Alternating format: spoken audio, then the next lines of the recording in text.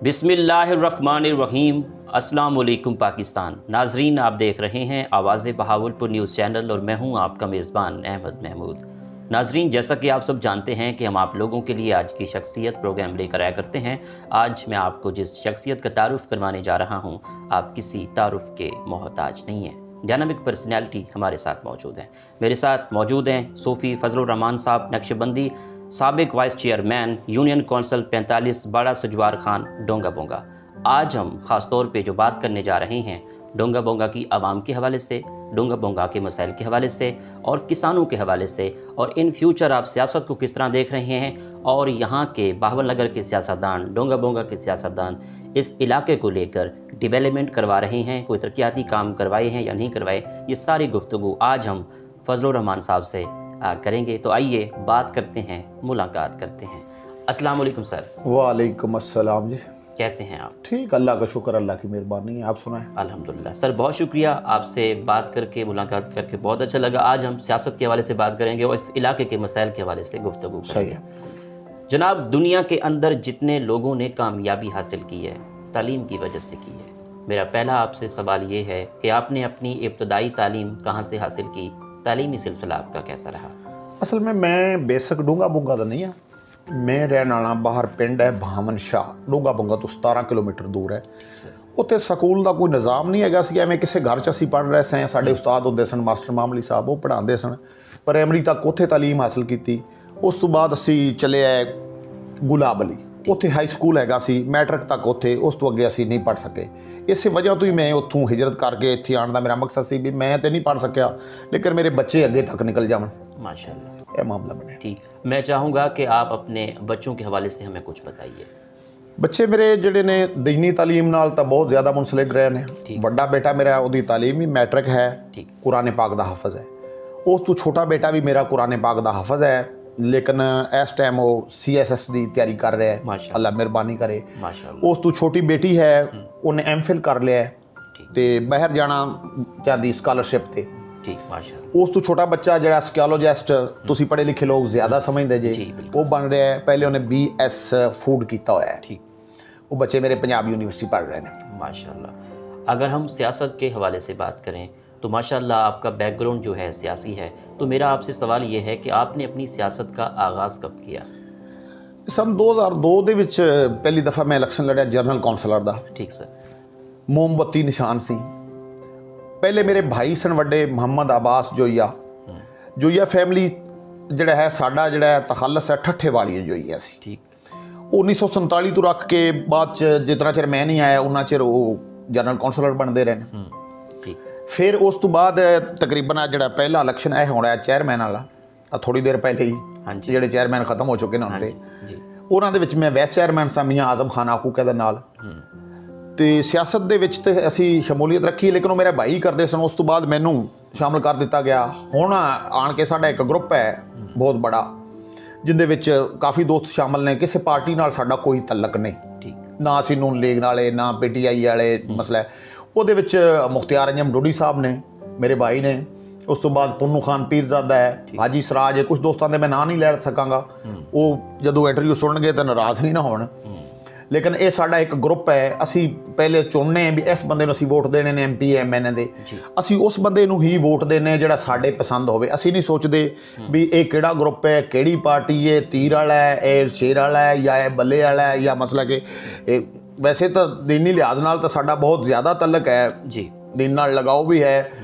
ਮੁਖਤਿਆਰ ਅੰਜਮ ਭਾਈ ਜਿਹੜੇ ਨੇ ਸਾਡੀ ਵਜ੍ਹਾ ਤੋਂ ਥੋੜ੍ਹਾ ਜਿਹਾ ਮਸਲਾ ਕਿ ਇਹਨਾਂ ਦਾ ਤਰੀਕ ਲਬੈਕ ਨਾਲ ਵੀ ਬੜਾ ਲਗਾਓ ਹੈ ਤੇ ਉਹ ਪਰੇਸ਼ਾਨ ਵੀ ਰਹਿੰਦੇ ਨੇ। ਪਰ ਅਸੀਂ ਆਨੇ ਨਹੀਂ, ਤੁਸੀਂ ਸਬਰ ਕਰੋ, ਆਪਾਂ ਤੇ ਆਪਣਾ ਨੁਮਾਇੰਦਾ ਤੇ ਆਪ ही चुगना है। मामला है जी सियासत नाल। माशाल्लाह आपका बैकग्राउंड सियासी रहा है, आपका गौरव भी है।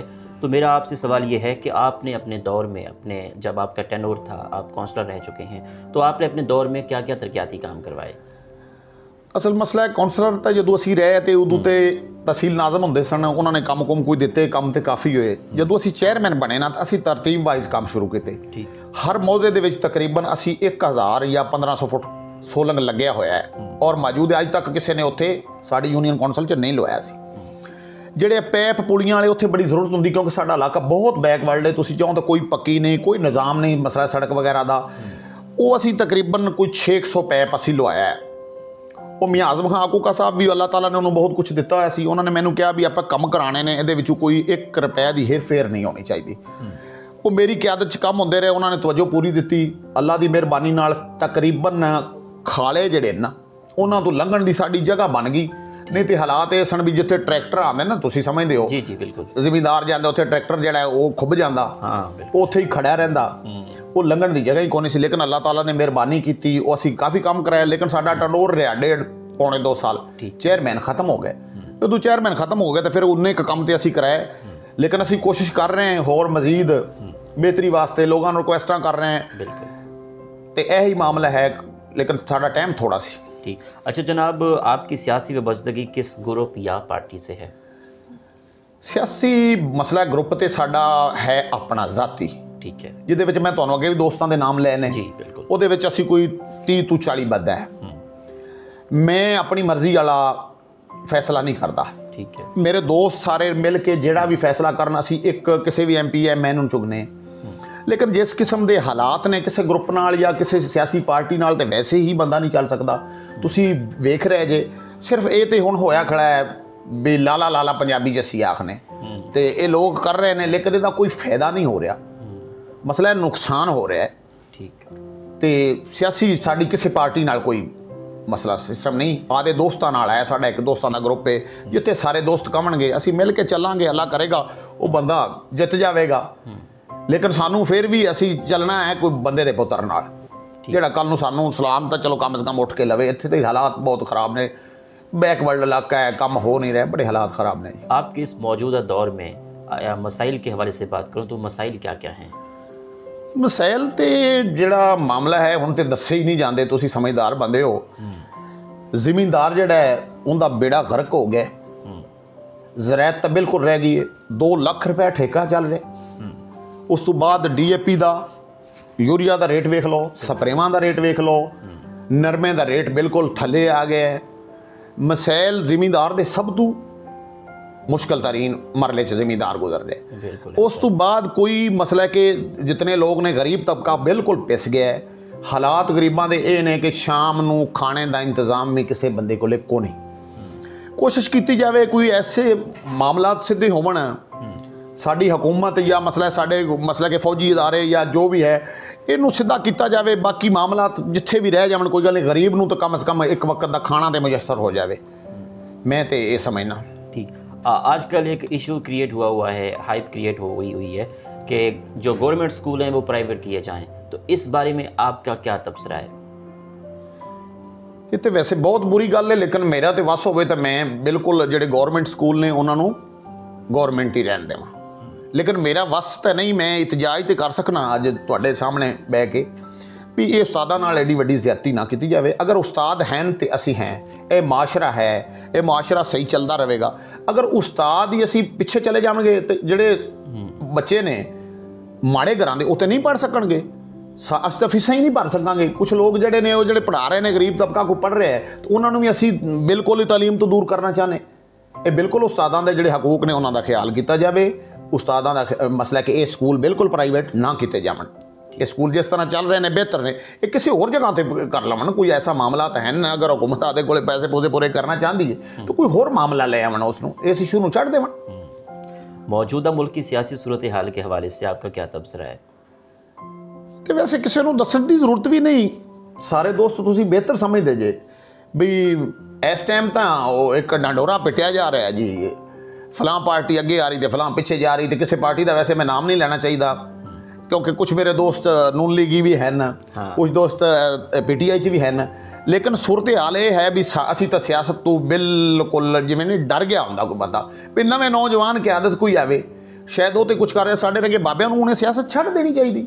ਅਸੀਂ ਮਿਹਰਬਾਨੀ ਕਰੀਏ, ਮੁਲਕ ਦੀ ਜਾਨ ਛੱਡੀਏ, ਨਵੇਂ ਬੰਦੇ ਆਵਣ ਕੋ ਪੜ੍ਹੇ ਲਿਖੇ ਨੌਜਵਾਨ ਹੋਣ, ਇਸ ਮੁਲਕ ਨੂੰ ਸਿੱਧਾ ਕਰਨ, ਇਹਨੂੰ ਚਲਾਉਣ। जिस तरह का माहौल बनया है ये तो बहुत नुकसानदेह। ठीक, आने वाले बल्दियाती इलेक्शन के हवाले से बात करूं या जनरल इलेक्शन के हवाले से बात करूं, आपका कोई प्लान है इलेक्शन लड़ने का? वैसे मेरा तो प्रोग्राम नहीं हैगा इस हालत च। जिस तरह कोई हालात चेंज हो जावन तो फिर साड़ी यूनियन कौंसल है, उत्थे कोई मुंडा या मसला कोई दोस्त या जो यूनियन कौंसल वाइज फैसला होवे।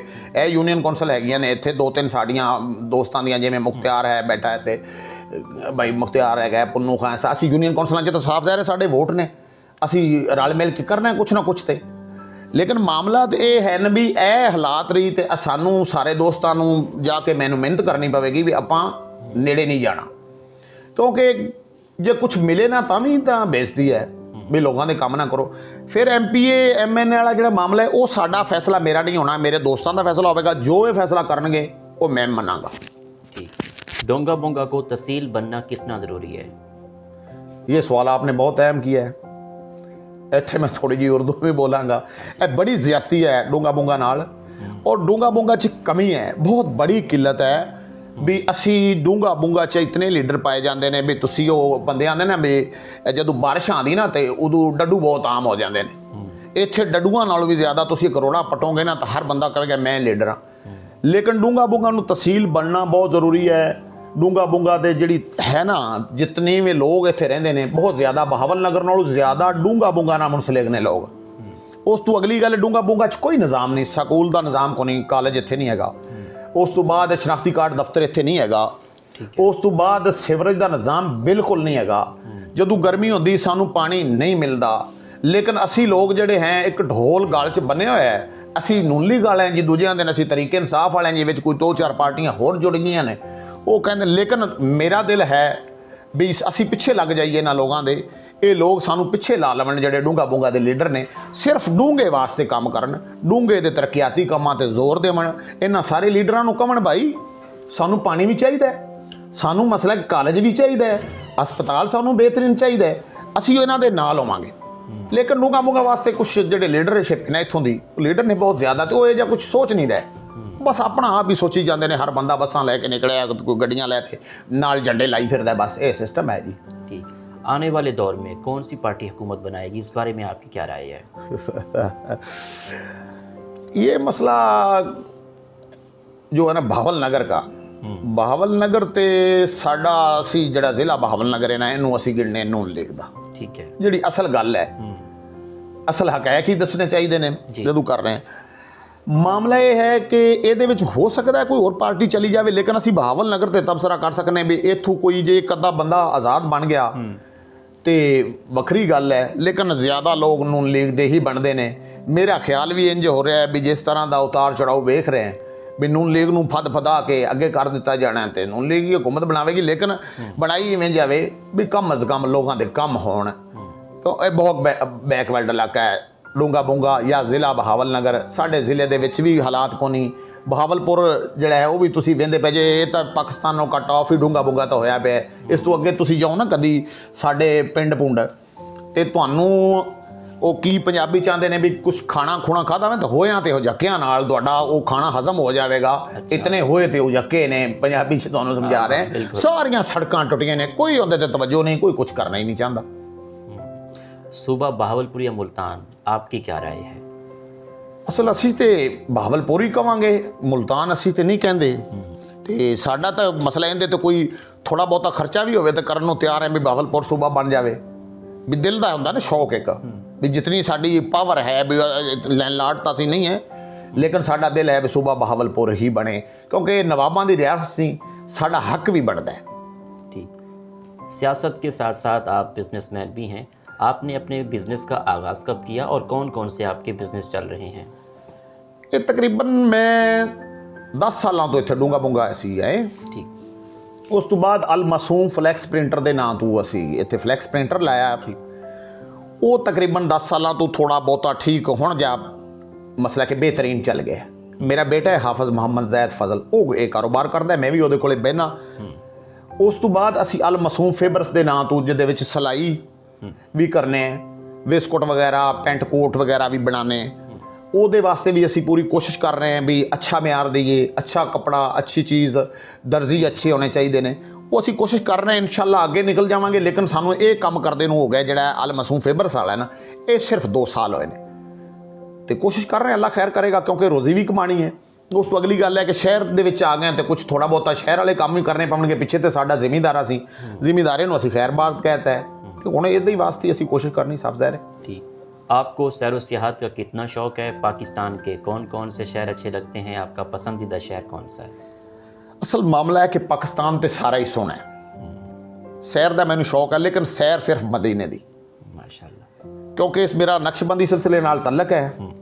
मेरे पीरो मुर्शद हज़रत ख्वाजा फ़खर हुसैन मनीरी साहब, उन्होंने दी हर अदा जी सुन्नत के मुताबिक है, वो मेरी फेवरेट शख्सियत ने। लेकिन मेरा दिल है भी जदों भी सैर करा, मैं मदीने की सैर करा। 4 मैं उमरे कीते ने, हुण मेरी फिर तैयारी है। तो सैर तो असल है वो, बाकी सैरां तो होंदियां ही रहनियां ने ते करदे ही रहने। अल्लाह ताला गुंजाइश देवे तो बस इसे सैर ते जाते रहिए, तो आ गए तो चले गए, आ गए तो चले गए। ठीक। आपको खानों में क्या क्या पसंद है? आपकी पसंदीदा डिश कौन सी है?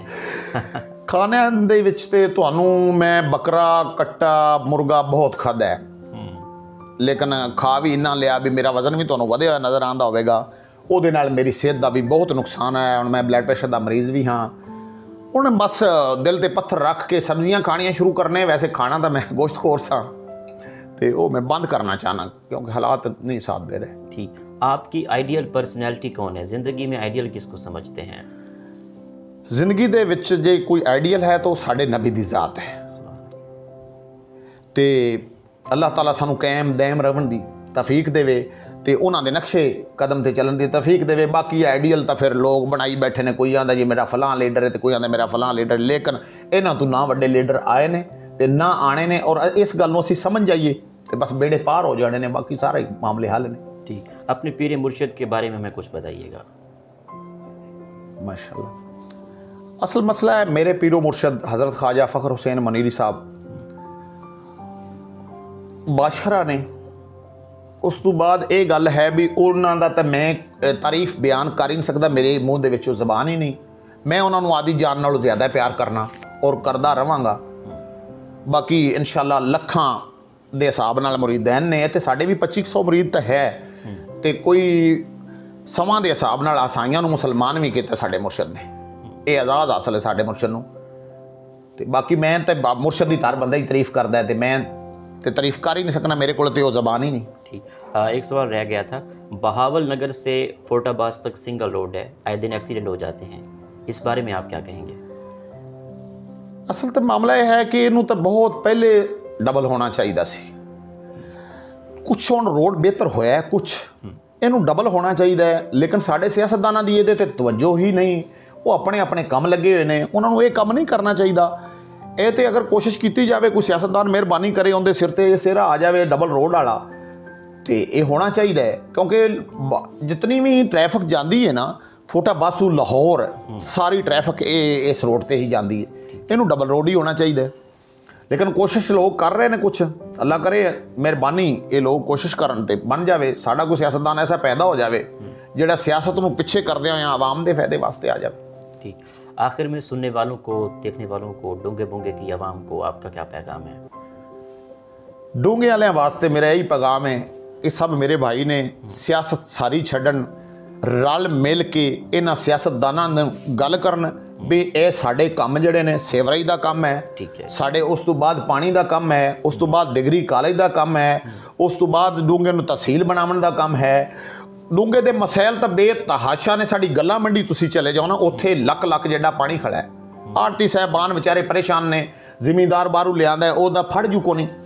मकसद है कि साडे शनाख्ती कार्ड दफ्तर होना ज़रूरी है। कई चीज़ां ने, तहसील डूंगे नूं ज़रूरी है, सारा डूंगा इकट्ठा हो के जिहदे विच मैनूं भी शामिल बैक साइड ते रख लवन ते असीं इहनूं तहसील बनाईए। डूंगे वास्ते मेरा तो यही पैगाम है, सियासत नूं पिछे करन, ए काम करावन। ठीक। बहुत शुक्रिया सर, आपसे बात करके बहुत अच्छा लगा। थैंक यू, मेहरबानी आपका, बहुत शुक्रिया भाईजान। बहावलपुर तो तुसीं तशरीफ ले आए महमूद भाई, तुहाडा बहुत शुक्रिया। तुसीं इस नाचीज़ दा इंटरव्यू किया, कुछ साडे दिल दीयां गल्लां साडी ज़बान ते आईयां। अल्लाह ताला तुहानूं खुश रखे। बहुत शुक्रिया जी। तो नाजरीन, आपने आज की शख्सियत प्रोग्राम सुना। हम डोंगे बोंगे में मौजूद थे, मसाइल के हवाले से बात कर रहे थे। एक नए प्रोग्राम में मुलाकात होगी, तब तक अल्लाह हाफिज़, अल्लाह निगहबान, पाकिस्तान जिंदाबाद।